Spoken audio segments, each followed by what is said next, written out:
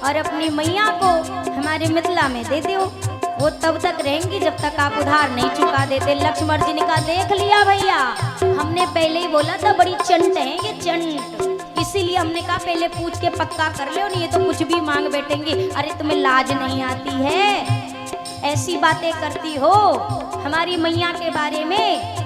सखियों ने कहा तो आपकी मैया को लाज आई थी खीर खा के लाला जाने में, जो हम लाज करेंगी? हम काहे को लाज करें? और हमने कौन सा गलत कहा? लक्ष्मण जी ने कहा एक सुनो एक बात ध्यान से, वो तो थोड़ा सा ना भैया है भैया, इसलिए हम चुप हैं, नहीं एक धक्का मारेंगे तो सवरी एक किनारे गिर पड़ोगी एक धक्के में, बड़ी आई नेक वाली। सखियों ने कहा अच्छा जबरन करेंगे आप हमसे? लक्ष्मण जी ने कहा और क्या, अभी एक धक्का मारते हो भीतर जाते देखते रोकता कौन है। सखियों ने कहा करके देखो। बिना लिए तो है जान न देंगे,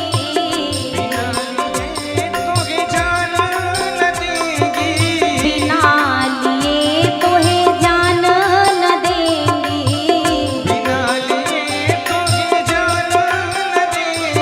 लक्ष्मण जी ने कहा तुम जाने नहीं दोगी ना, पर हम तो जाके रहेंगे और तुम रोक के दिखाओ, क्या ही कर लोगी तुम हमारा, हमसे ज्यादा ताकतवर हो।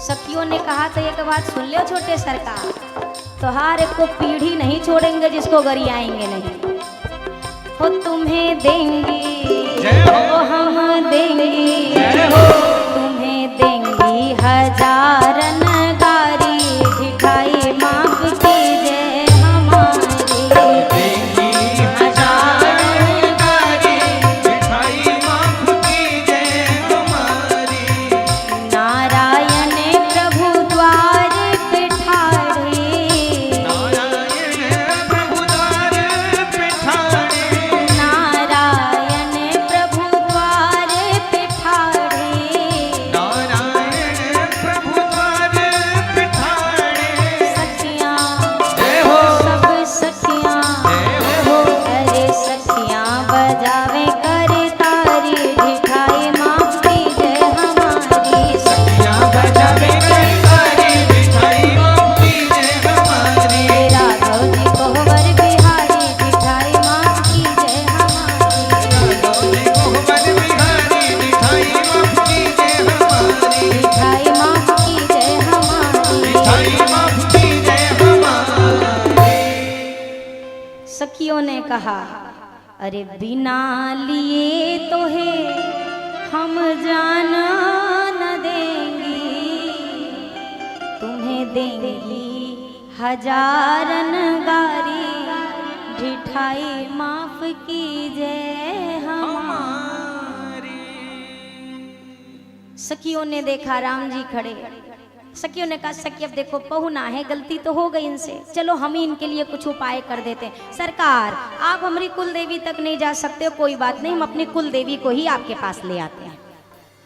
लक्ष्मण जी ने कहा ये भी ठीक ही है, ले आओ। अब एक बड़े से सोने के थाल में बढ़िया मखमल का कपड़ा ढक के सखियां ले करके आई।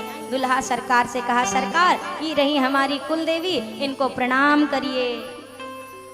राम जी ने कहा पहले अपने कुल देवी की मुंह दिखाई तो कराओ, कैसी कुल देवी है जरा चेहरा तो देखे, ढकी मुकी सी कौन सी कुल देवी हो में। सखियों ने कहा एक बात बताओ, आप अपने भक्तों से तपस्या पहले कराते हो कि दर्शन पहले देते हो?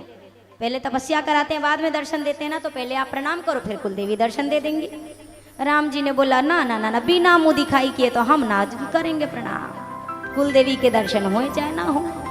राम जी के हटी सखियां लक्ष्मण जी से कहा छोटे लाला आप ही प्रणाम कर ले, आप प्रणाम करोगे तो आपके भैया की एंट्री फ्री। लक्ष्मण जी ने कहा अपने भैया के अलावा ना हम देवी जाने ना देवा, हम ना करेंगे। सखियों ने शत्रुघ्न जी से कहा ये सबसे छोटे कम बोलते, ये पक्का प्रणाम कर लेंगे, आपने अगर प्रणाम कर लिया तो बात बन जाएगी, लाला आप ही प्रणाम कर लो। शत्रुघ्न जी ने कहा जब बड़के ने ना किया तो हम छोटके होके कैसे कर लें, हम भी नहीं करेंगे। सखियों ने देखा है भरत जी ये सीधे साधे हैं। सखियों ने कहा आप प्रणाम कर लेंगे ना सरकार तो आपके भैया को अंदर प्रवेश मिल जाएगा, बड़ी देर से खड़े हैं, राम जी के चरण दुख रहे होंगे। अब ज्यों भरत जी को लगा है मेरे भैया के चरण दुख रहे होंगे, हाँ कब से खड़े हैं। भरत जी ने आओ देखा ना था, सीधा गिर गए चरणों में। सखियों ने वो जैसे मखमल का कपड़ा हटाया, वहां पे किशोरी जी के चरणों की पादुका रखी हुई थी, पनही। बोली यही तो देवी थी हमारे यहाँ की। लक्ष्मण जी ने कहा ले, 3 जन बचाए थे, एक ने सब खराब कर दिया। अरे भैया नहीं करना था, जब भैया ने नहीं किया, मैंने नहीं किया, तो आपने क्यों प्रणाम कर लिया? भरत जी ने कहा यही लोग तो कह रही थी कि भैया को अंदर प्रवेश मिल जाएगा। अरे ने नहीं प्रवेश देती तो क्या होता, बताइए। अब ये सब हंस रही हैं हमारे ऊपर। अब सरकार को, चारों पहुना को भीतर लेके गई सखियां। और यहाँ पे एक बड़ा अच्छा सुंदर सा नियम होता है ना कि अपनी दुल्हन पहचाननी होती है आम के पल्लों से। सखियां लेकर के गई, वहां 4 दुल्हन बैठी हैं इतने लंबे लंबे घूंघट में। सखियों ने कहा सुन लो पहले ध्यान से नियम।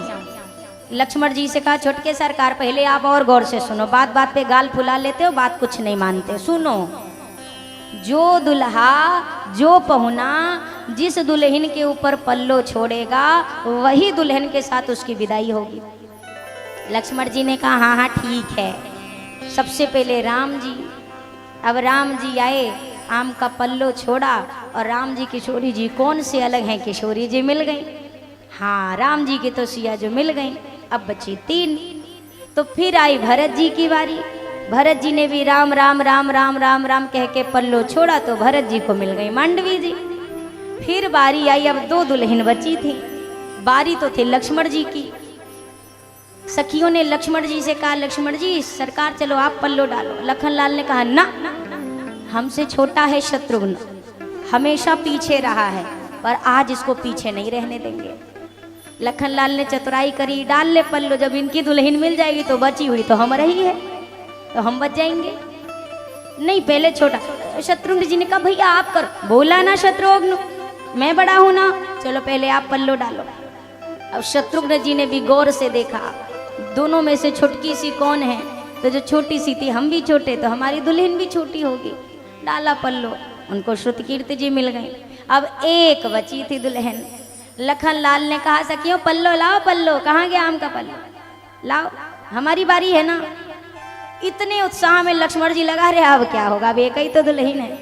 और ज्यों आम का पल्लो डाला, ये सखियां भी कम नहीं थी, इनको सारा बदला इन्हीं से लेना था। ज्यों आम का पल्लो डाला, वहां कोनो दुल्हन नहीं थी, दाढ़ी वाला एक बाबा बिठा रखा था। और ज्यों पल्लो डाला वो तो घूंघट उघाड़ के चिपक गई जाके लखन लाल से। लक्ष्मण जी ने कहा ये हमारी वाली नहीं है। बाबा ने कहा तो हम ही तुम्हारी वाली हैं, पल्लो हम पे डाले, हम कहाँ जाएंगे अब आपको छोड़ करके। लखन लाल ने कहा भैया ये सब ऐसे ही हमारे साथ कर रही है। ये मिथिला है भैया, जहाँ भगवान को भी गारी देने का अधिकार है, जहाँ भगवान को अपना कहने का अधिकार है, और जिस मिथिला को भगवान अपना कहते हैं ये वो मिथिला है। जब प्रभु बारात के सहित अयोध्या वापस लौट करके आए श्री जनकपुरी धाम में, तो एक तरफ विरह ही विरह और दूसरी ओर अयोध्या में आनंद ही आनंद।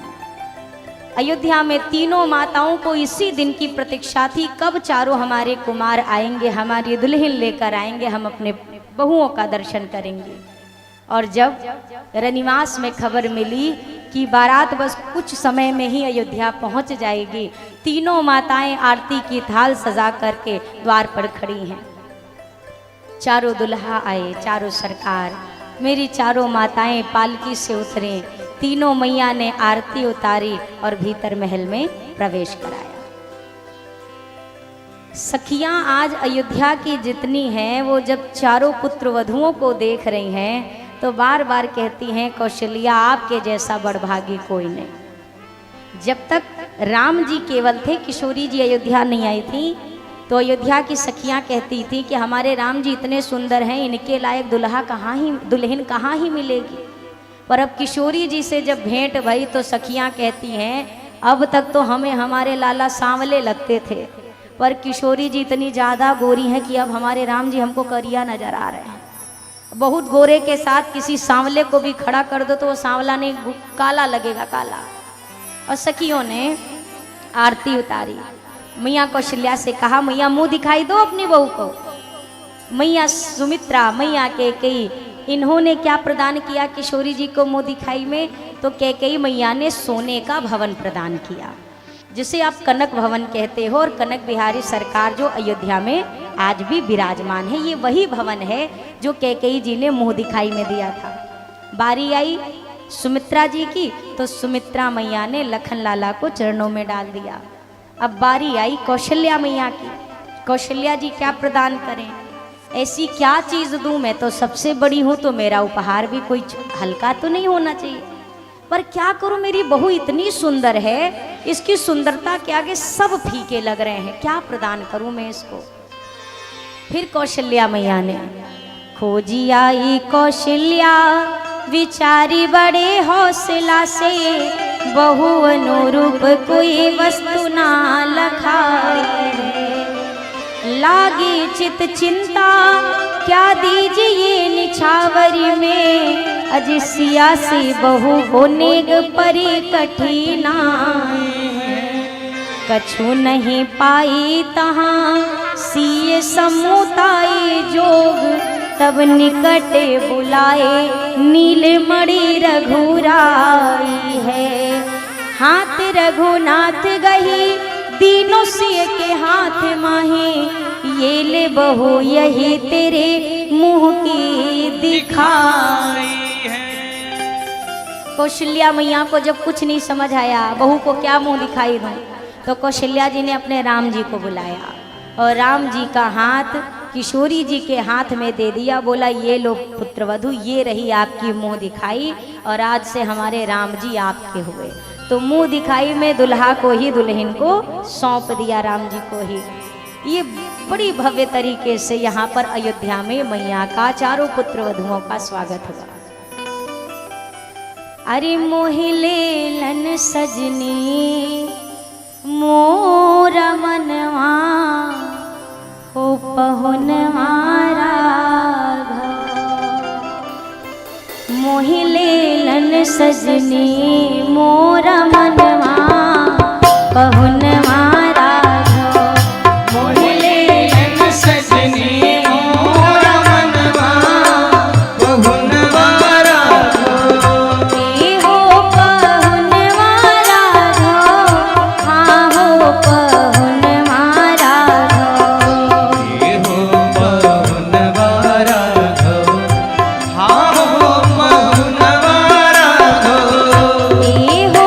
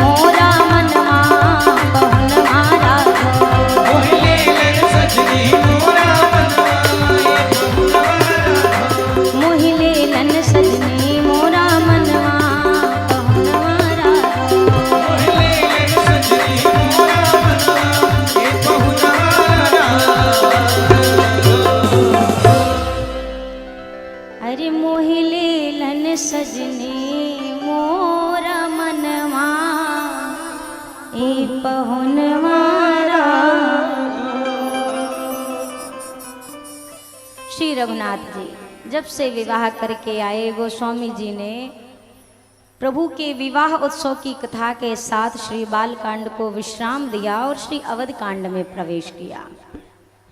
जब तेरा ब्याही घर आए, नित नव मंगल मोद बधाए।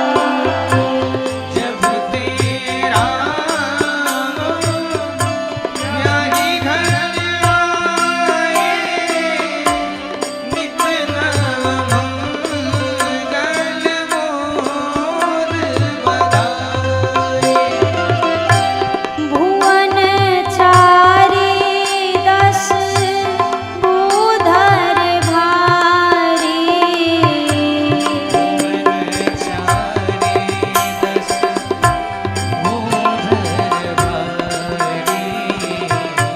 सुकृत मेघ बरसाहि सुखवारी।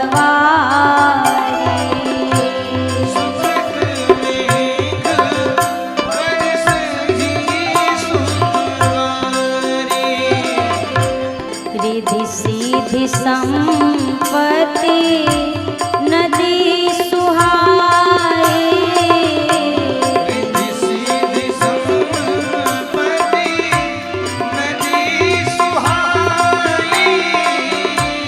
उमगी अवध अम्बुधि कहूँ आए।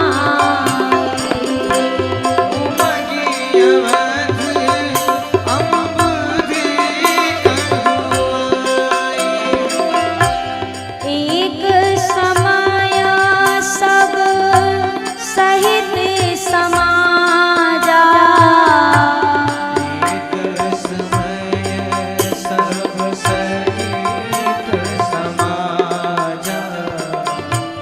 राजसभा रघुराज विराजा।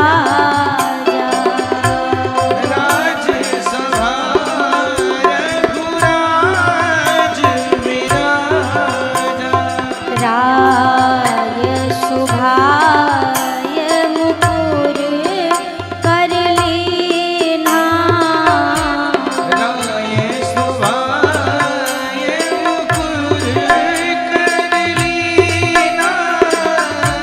बदन विलोकी मुकुट समकीना।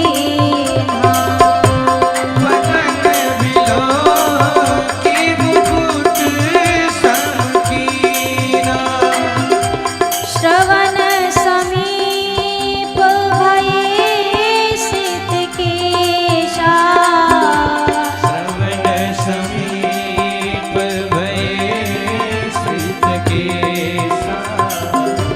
मनहु जरठ पनया सौपदेशा।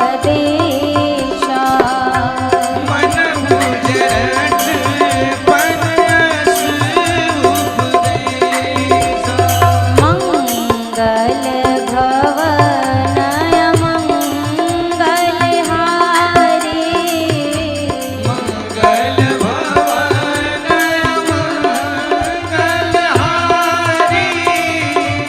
द्रवहु सुदशरथ अजिर बिहारी।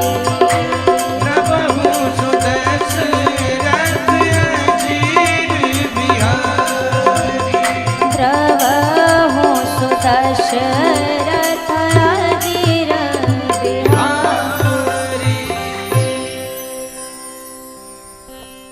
श्री दशरथ जी महाराज प्रभु के विवाह को 11 वर्ष के करीब जब व्यतीत भये,